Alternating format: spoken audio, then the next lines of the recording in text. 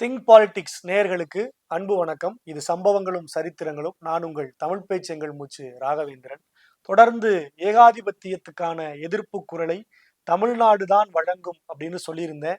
Emergency, அவசர நிலை, நெருக்கடி நிலை என்கிற ஏகாதிபத்தியத்துக்கு எதிராக தமிழ்நாடு தான் எதிர்ப்பு குரலை கொடுத்ததுங்கிறதுல ஆச்சரியமே இல்லை. பத்திரிகை ஆசிரியர்கள், எழுத்தாளர்கள்னு எல்லாரும் கைது செய்யப்பட்டாங்க. எந்த பொதுக்கூட்டமும் எந்த மேடை நிகழ்ச்சியும் நடத்தக்கூடாது, யாரும் பேசக்கூடாதுங்கிற கடுமையான சட்டங்கள் இந்தியா முழுமையிலும் நடைமுறையில இருந்தது.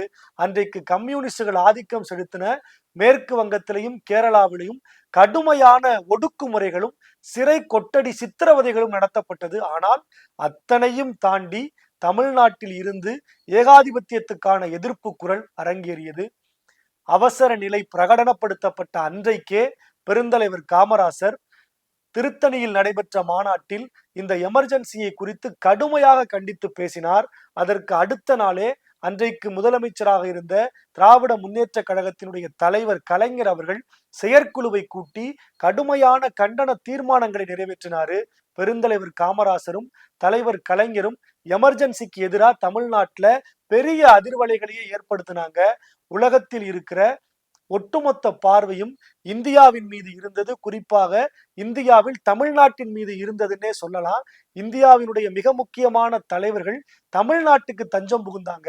குறிப்பா சஞ்சீவ் ரெட்டி, ஜார்ஜ் பெர்னாண்டஸ் போன்ற தலைவர்கள் தமிழ்நாட்டுக்கு வந்து தலைமறைவாக இருந்ததுனால ஒன்றிய அரசாங்கத்தால் கைது செய்யப்படாதவர்களாக இருந்தார்கள்ங்கிறது குறிப்பிடத்தக்கது.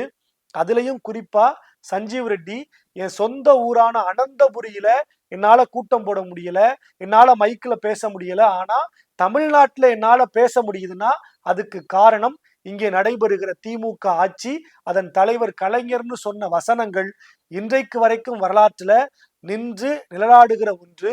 பெருந்தலைவர் காமராசரும் தலைவர் கலைஞரும் பூந்தமல்லி சாலையில இருக்கிற டாக்டர் ராதாகிருஷ்ணன் இல்லத்துல சந்திச்சு நீண்ட நேரம் எமர்ஜென்சி குறித்து பேசினாங்க.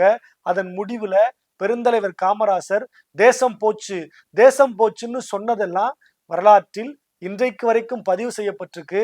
அதனை தொடர்ந்து ஜூலை 21 நாடாளுமன்றத்திலையும் மாநிலங்களவை மக்களவையிலையும் திமுகவினுடைய உறுப்பினர்களாக இருந்த செழியன், மாரிச்சாமி எமர்ஜென்சிக்கு எதிரான கடுமையான விமர்சனங்களை முன்வச்சாங்க. அன்றைக்கு நாடாளுமன்றத்துல பிரதமராக இருந்த இந்திரா காந்தி சொன்னது என்ன தெரியுமா?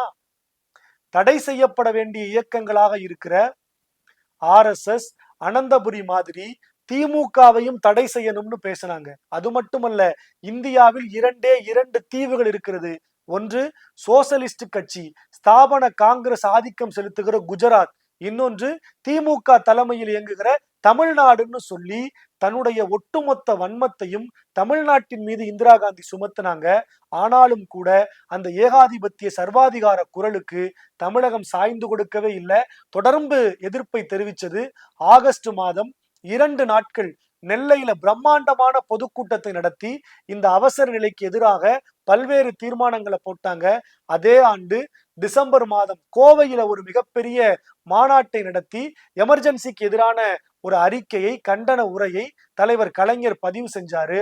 இதெல்லாம் இந்திரா காந்தியை இன்னும் அதிகமாக கோபப்படுத்தியது. எல்லா இந்திய தலைவர்களுக்கும் அடைக்கலம் கொடுக்கிற இதமா தமிழ்நாடு இருக்கு, அதுக்கு காரணமா தலைவர் கலைஞர் இருக்கிறாரு, அதுக்கு ஆதாயமா அவன் கையில ஆட்சி இருக்கு அப்படின்னா ஒட்டுமொத்த வன்மத்தையும் வெளிப்படுத்தி 1976 ஜனவரி 31 ஒன்றியத்தில் பிரதமராக இருந்த இந்திரா காந்தி தமிழ்நாட்டின் திமுக ஆட்சியை கலைத்தார். திமுக ஆட்சி கலைக்கப்பட்டது. திமுக ஆட்சி கலைக்கப்பட்ட உடனேயே திமுகவினுடைய முன்னணி தலைவர்கள் கைது செய்யப்பட்டாங்க. முரசொலி மாறன், இன்றைக்கு தமிழ்நாட்டின் முதலமைச்சராக இருக்கிற மு.க. ஸ்டாலின், அன்றைக்கு திமுகவில் இருந்த திரு வைகோ, ஆற்காடு வீராசாமி, துரைமுருகன் போன்ற முக்கியமான தலைவர்கள் மிசாவின் கைது செய்யப்பட்டு சிறையில் அடைக்கப்பட்டாங்க. சென்னை காவல் சிறையில காவல்துறை அதிகாரியாக இருந்த வித்யாசாகர் முரசொலி மாறனையும் மு.க. ஸ்டாலினையும் கடுமையாக சித்திரவதை செய்ததை நாம மறக்கவே முடியாது. அந்த சிறை கொட்டடி சித்திரவதையில சிட்டிபாபு உயிரிழந்த சம்பவம் வேதனைக்குரிய ஒன்று. அது மட்டும் இல்லாமல் நாடெங்கிலும் பல்வேறு கலவரங்கள் வெடிச்சது. ஒட்டுமொத்த நாளிதழ்கள், பத்திரிகை ஆசிரியர்கள் அத்தனை பேரும் சித்திரவதைக்கு உள்ளாக்கப்பட்டாங்க. விடுதலை, தீக்கதிர், முரசொலி போன்ற நாளிதழ்கள் தணிக்கைக்குள்ளாக்கப்பட்டுச்சு. என்ன செய்தி வரணுங்கிறத அவங்க முடிவு பண்ணாங்க. அதனால் பல நாட்கள் வெள்ளை பக்கங்களாகவும் கருப்பு பக்கங்களாகவும் நாளிதழ்கள் வெளியாகி தங்கள் எதிர்ப்பை தெரிவித்ததுங்கிறது வரலாற்று உண்மை. அன்றைக்கு கோழிக்கோட்டுல பொறியியல் பட்டதாரியான ராஜனை இந்த சித்திரவதை காவல்துறை அதிகாரிகள் கைது பண்ணிட்டு போனாங்க. ஆனால் நாட்கள் பல கடந்த பின்னும் தங்கள் மகன் ராஜனை காணவில்லைன்னு சொல்லி அவர்கள் பெற்றோர்கள் கதறிய அந்த கதறல், அந்த அழுகை, அந்த கண்ணீர் ஒட்டுமொத்த இந்திய ஒன்றியத்தையும் உலுக்கியது. ஆனாலும் கூட நம்ம சம்பவக்கார சீமாட்டி இந்திரா காந்தியினுடைய மனம் இறங்கவே இல்லை. 1977 தலைவர் கலைஞர் டெல்லிக்கு புறப்பட்டு போனார்.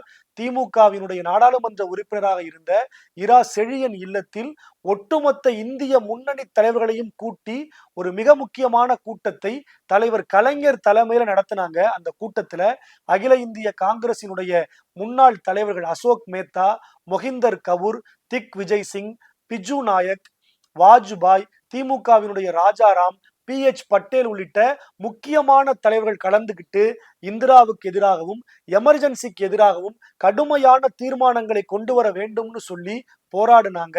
இந்த கூட்டமும் இந்த கூட்டத்தில் எடுக்கப்பட்ட தீர்மானங்களும் MH பட்டேல் இல்லத்தில் கையெழுத்தாகி இந்தியா முழுவதும் பரவ செய்தது. இந்த தீர்மானங்களும் இந்த தலைவர்களின் ஒன்று கூடலும் இந்திராவை கதிகலங்க வைத்தது. எமர்ஜென்சி, சர்வாதிகாரம், நான் வைத்ததுதான் சட்டம் என்கிற அதிகார மமதையில் இருந்த இந்திரா காந்தி கொஞ்சம் இறங்கி வர சம்மதித்தார்.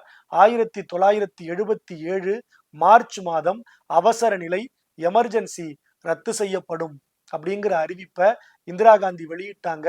அது மட்டுமல்ல, விரைவில் நாடாளுமன்ற தேர்தல் நடத்தப்படும், மக்கள் தேர்தலை சந்திங்க, அடுத்து யார் பிரதமர் என்பதை மக்கள் முடிவு செய்யட்டும்னு சொல்லி தேர்தலை அறிவிச்சாங்க. இந்த வெற்றி தலைவர் கலைஞருக்கு கிடைத்த வெற்றி, ஏகாதிபத்தியத்துக்கு எதிரான தமிழ்நாட்டின் எதிர்ப்பு குரலுக்கு கிடைத்த வெற்றி. நாடாளுமன்ற தேர்தல்ல இந்திரா காந்தி ஊர் ஊராக போய் மக்களை சந்தித்தார். தான் செய்த தவறுக்கு மன்னிப்பு கேட்டார். ஆனாலும் கூட இந்திய மக்கள் இந்திரா காந்தியையும் அவருடைய மகன் சஞ்சீவ் காந்தியையும் மன்னிக்கவில்லை. 2 பேரும் தேர்தலில் தோற்று போனார்கள். அன்றைக்கு ஜனதா தளம் ஆட்சி கட்டிலில் ஏறி புதிய அமைச்சரவையை உருவாக்கி இந்தியாவின் பிரதமர் யார் என்பதை முடிவு செய்தது.